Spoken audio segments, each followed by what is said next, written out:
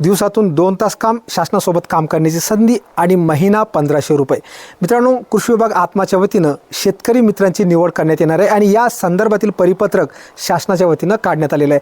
आता या शेतकरी मित्रांची निवड गाव पातळीवरील ग्राम कृषी विकास समिती करणार आहे.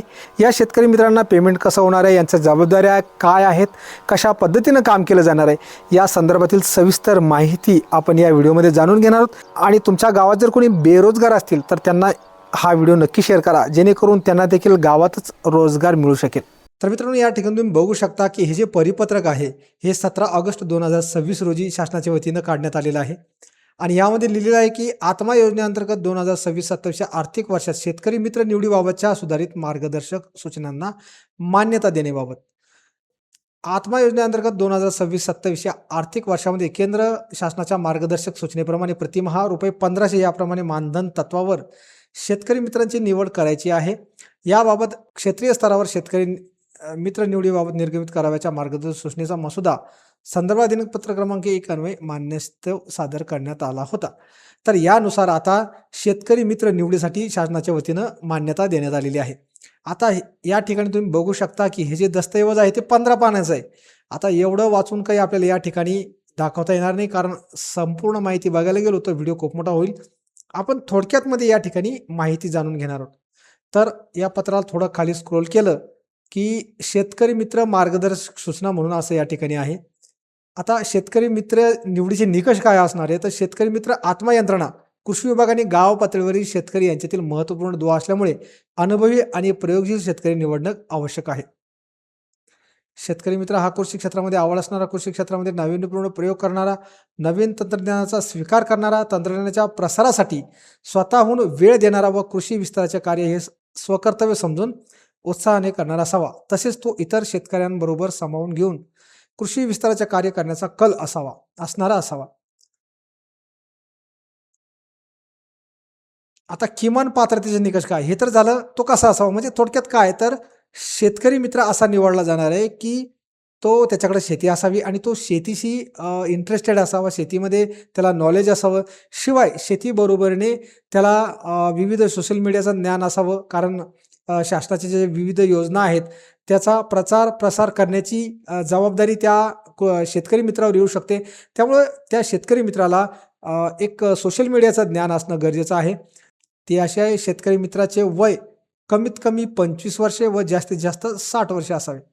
शेतकरी मित्र हा संबंधित सहाय्यक कृषी अधिकाऱ्याच्या कार्यक्षेत्रातील गावातील रहिवासी व शेतकरी असावा. त्यांच्यावर कोणत्याही प्रकारचा गुन्हा दाखल नसावा. शेतकरी मित्राचे शिक्षण किमान 12वी पास असणे आवश्यक आहे. शिक्षणाची अट या ठिकाणी जरी 12वी दिलेली असली तरी हायेस्ट क्वालिटीनुसार उतरत्या क्रमानं त्या ठिकाणी निवड केली जाणार आहे. उतरत्या क्रमानं म्हणजे कशी, पदव्युत्तर पदवीधारक, त्यानंतर पदवीधारक, पदविकाधारक आणि कमीत कमी 12वी उतरणं, अशा प्रकारची निवड त्या ठिकाणी केली जाणार आहे.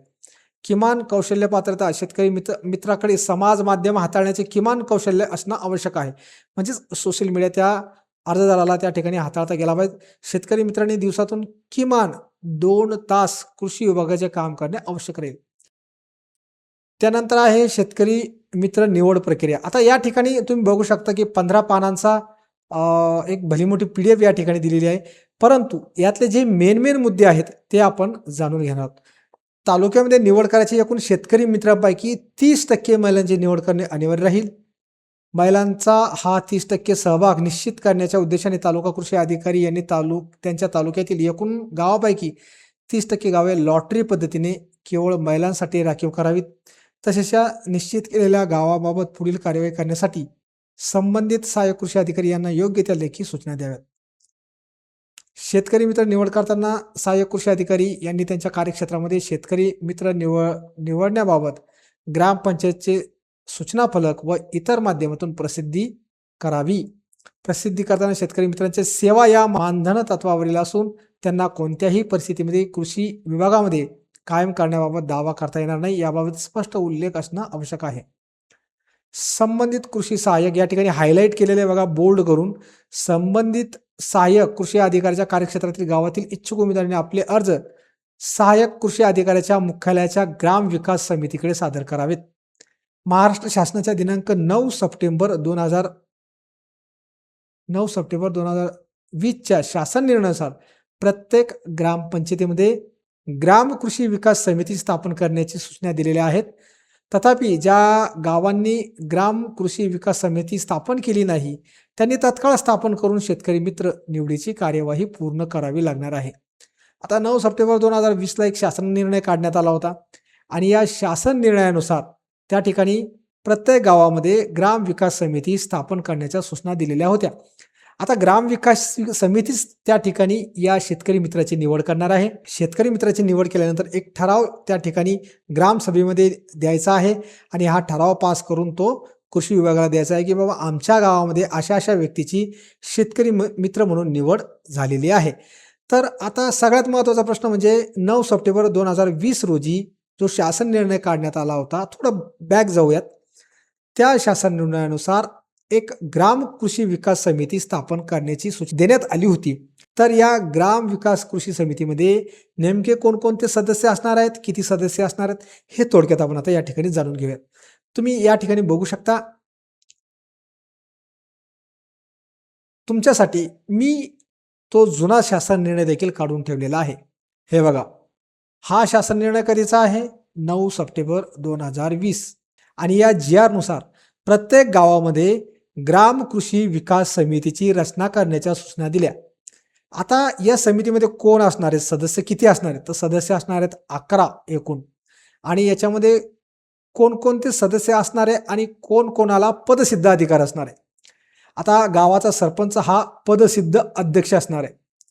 उपसरपंच पदसिद्ध सदस्य असणार आहे. ग्रामपंचायत सदस्य असणार आहे. प्रगतशील शेतकरी 3 पैकी किमान एक महिला असणं गरजेचं आहे. 3 पैकी एक महिला सदस्य. त्यानंतर विविध कार्यकारी सहकारी संस्थेचा अध्यक्ष एक सदस्य असणार आहे. शेतकरी उत्पादक कंपनी किंवा शेतकरी गटाचा एक प्रतिनिधी या ठिकाणी सदस्य असणार आहे. महिला बचत गट प्रतिनिधी असणारे एक सदस्य. कृषीपूरक व्यवसाय शेतकरी 2 या ठिकाणी सदस्य म्हणून निवडले जाणार आहे. तलाठी सदस्य म्हणून असणार आहे. कृषी सहाय्यक सहसचिव म्हणून असणार आहे. आणि ग्रामसेवक किंवा ग्राम विकास अधिकारी या ठिकाणी सदस्य सचिव या ठिकाणी असणार आहे. तर अशी ही ग्राम कृषी विकास समितीची रचना असणार आहे आणि हीच समिती या ठिकाणी हे जे शेतकरी मित्र आहेत, तर ते शेतकरी मित्र निवडले म्हणजे त्या शेतकरी मित्रांची निवड केली जाणार आहे त्यांच्या या कमिटीद्वारे. आता शैक्षणिक अर्हता काय असणार आहे? तर उतरत्या क्रमानं उपलब्ध अर्जामधून खालील क्रमाने सर्वात जास्त शिक्षण असलेल्या उमेदवाराची निवड करावी. आधी प्रेफरन्स कोणाला दिला जाणार आहे? आधी प्राधान्य कोणाला दिलं जाणार आहे? तर पदव्युत्तर पदवीधारक. आता भली मोठी माहिती या ठिकाणी दिलेली आहे. काही नमुने देखील या ठिकाणी दिलेले आहेत. तुम्हाला या संदर्भात काही अडचण असेल तर तुम्ही कमेंट्स करू शकता. आपण यामध्ये ऑलरेडी सांगितलेलं आहे की शेतकरी मित्राची निवड कोण करणार आहे. त्यानंतर शेतकरी मित्राची शैक्षणिक पात्रता कशी असणार आहे, किती असणार आहे, त्यांना पगार किती असणार आहे, त्यांचं काम काय असणार आहे, त्यांची वयाची मर्यादा काय 25 ते 60 वर्ष. ही सगळी माहिती आपण जवळपास या ठिकाणी घेतली. त्यानंतर त्यांचे कार्य काय काय आहेत, कोणकोणत्या जबाबदारी त्यांना आहेत आणि याच्यामध्ये डिटेल माहिती हवी असेल तर हे जे शासन परिपत्रक आहे हे तुम्हाला मी उपलब्ध करून देतो. कमेंट्समध्ये शासन परिपत्रक असल्या म्हणजे मी त्यांना तो मेसेज त्या ठिकाणी पाठवू शकेल. त्यानंतर या ठिकाणी काही नमुने दिलेले आहेत. शेतकरी मित्राकडून काय काम करून घ्यायचं, कोणत्या फॉर्मॅटमध्ये करून घ्यायचं, ते नमुने या ठिकाणी दिलेले आहेत. परिपत्रक 1 शेतकरी मित्रांनी केलेल्या कामाचे तिमाही अहवाल, तो असा असणार आहे. त्यानंतर शेतकरी मित्र याचे वार्षिक स्वयंमूल्यमापन. त्यानंतर प्रपत्र 3 शेतकरी मित्र याचे वार्षिक मूल्यमापन. जो शेतकरी मित्र आहे तो फक्त 2 वर्षासाठीच त्या ठिकाणी निवड केली जाणार आहे. 2 वर्षानंतर पुन्हा दुसऱ्याची निवड केली जाईल. एकदा जर एखाद्या व्यक्तीची शेतकरी मित्र म्हणून निवड झाली तर परत त्याला पुन्हा संधी मिळणार नाही, नवीन दुसऱ्यांना संधी मिळणार आहे. आणि कोणत्या जिल्ह्यामध्ये किती लाक्षांक आहे ते देखील या परिपत्रकात दिलेलं आहे. सर्वात शेवटी शेतकरी मित्र याने द्यायचे बंधपत्र. मी स्वयंप्रेरणेने व स्वयंस्फूर्तीने काम करण्यास इच्छुक आहे. मला माझ्या मानधनाव्यतिरिक्त कोणताही अतिरिक्त प्रवास भत्ता अथवा इतर देयके मिळणार नाहीत याची पूर्व कल्पना आहे व त्याबाबत माझी कोणतीही हरकत नाही. तसेच वरिष्ठ अधिकाऱ्यांनी दिलेल्या सूचनेनुसार बैठकीस अनुपस्थित राहिल्यास किंवा इतर कोणत्याही कारणामुळे माझी सेवा खंडित झाल्यास त्यास माझा कोणताही विरोध राहणार नाही. तसेच माझी सेवा नियमित करण्याबाबत मी कोणताही दावा करणार नाही. म्हणजेच ही नोकरी कायमची नाही, फक्त 2 वर्षासाठी या ठिकाणी शासनासोबत काम करण्याची संधी मिळणार आहे. यामध्ये अर्जदाराला वेगवेगळ्या प्रकारच्या शासनाच्या ज्या योजना असतात त्या ग्रास रूटपर्यंत, ग्रामीण पातळीतील शेतकऱ्यांपर्यंत पोहोचण्याचं काम त्या ठिकाणी दिलं जाणार आहे. त्याचसोबत इतर जे आहेत शेतीशाळा वगैरे किंवा शासनाचे जे जे कामं असतील ते सर्व कामं करण्याची संधी तरुणांना या ठिकाणी मिळणार आहे. तुम्ही जर पदवीधारक असाल, पदव्युत्तर पदवीधारक असाल, पदविकाधारक असाल, 12वी पास असाल तर तुम्ही आता तयारीला लागा, कारण लवकरच तुमच्या गावामध्ये शेतकरी मित्र निवडला जाणार आहे, ज्याला की 1500 रुपये प्रति महिना मिळणार आहे. या व्यतिरिक्त कोणतंही अतिरिक्त शुल्क, भाडे किंवा प्रवास भत्ता, जेवण भत्ता, राहणे खाणे असं काहीही मिळणार नाही. फक्त 1500 रुपये मिळणार आहे. आणि या 1500 रुपये मासिक वेतनावर काम करण्याची तुमची तयारी असेल तर तुम्ही यासाठी अर्ज करू शकता. अर्ज करण्यासाठी प्रत्येक गावामध्ये एक ग्राम कृषी विकास समिती स्थापन केलेली आहे. या समितीकडे तुम्हाला रीतसर अर्ज सादर करायचा आहे. अर्ज सादर केल्यानंतर ती समिती ठरवेल की कोणाला या ठिकाणी निवडायचं आणि कोणाचा अर्ज नाकारायचा. त्यानंतर ती एक ठराव घेईल. तो ठराव ग्रामसभेमध्ये मांडेल आणि ग्रामसभेची एक ठरावाची प्रत संबंधित कृषी अधिकारी कार्यालयात जमा करेल. अशा पद्धतीनं शेतकरी मित्राची निवड केली जाणार आहे. थांबूया येथेच. धन्यवाद.